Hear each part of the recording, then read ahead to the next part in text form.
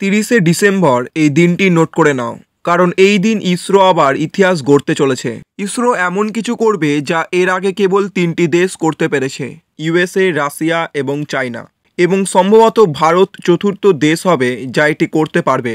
ভারতের নিজস্ব space station এবং ইন্টার প্ল্যানেটারি মিশন চালু করার দিকে প্রথম জায়ান্ট স্টেপ নিতে ইসরো 30শে ডিসেম্বর স্পেডেক্স মিশন লঞ্চ করতে যাচ্ছে, যার লক্ষ্য মহাকাশে স্পেসক্রাফট ডক এবং আনডক করার জন্য প্রয়োজনীয় একটি কস্ট এফেক্টিভ টেকনোলজি ডেভেলপ এবং ডেমনস্ট্রেট করা।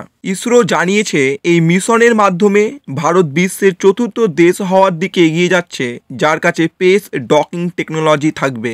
স্পেস ডকিং টেকনোলজি ভারতের স্পেস অ্যাম্বিশনস, যেমন চাঁদে ভারতীয় অবতরণ, চাঁদ থেকে স্যাম্পেল নিয়ে আসা এবং ইন্ডিয়ান স্পেস স্টেশন নির্মাণ ও পরিচালনার জন্য অপরিহার্য। মহাকাশে ডকিং টেকনোলজি অপরিহার্য যখন একটি মিশন কমপ্লিট করার জন্য একাধিক রকেট লঞ্চের প্রয়োজন হয়। উদাহরণস্বরূপ বলা যেতে পারে ইন্টারন্যাশনাল স্পেস স্টেশনের কথা। ইন্টারন্যাশনাল স্পেস স্টেশনের ওজন 4,50,000 কেজি। স্বাভাবিকভাবেই এত ভারী স্পেসক্রাফট একবারেই মহাকাশে পাঠানো সম্ভব হয় না, কয়েকটি ভাগে পাঠানো হয় এবং সেগুলি মহাকাশের ডকিংয়ের মাধ্যমে একে অপরের সাথে জুড়ে যায়। স্পেডেক্স মিশন দুটি ছোট স্পেসক্রাফট টার্গেট এবং চেজার নিয়ে গঠিত, যাদের প্রতিটির ওজন প্রায় 220 কেজি, যা PSLV-C60 দ্বারা ইন্ডিপেন্ডেন্টলি এবং সাইমালটেনিয়াসলি 55 ডিগ্রি বাঁকে 470 কিলোমিটার বৃত্তাকার কক্ষপথে লঞ্চ করা হবে।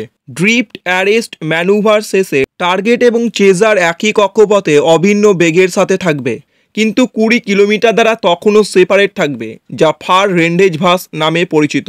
চেজার তখন 5 kilometre, 1.5 kilometre, 500 metre, 225 metre, 15 metre এবং 3 মিটারের ইন্টার স্যাটেলাইট দূরত্ব ক্রমান্বয়ে কমিয়ে লক্ষ্যে পৌঁছাবে, যা শেষ পর্যন্ত দুটি স্পেসক্রাফটের ডকিংয়ের মাধ্যমে শেষ হবে।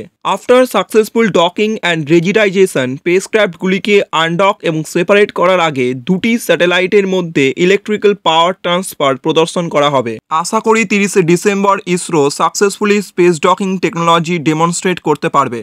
জয় হিন্দ, জয় ভারত।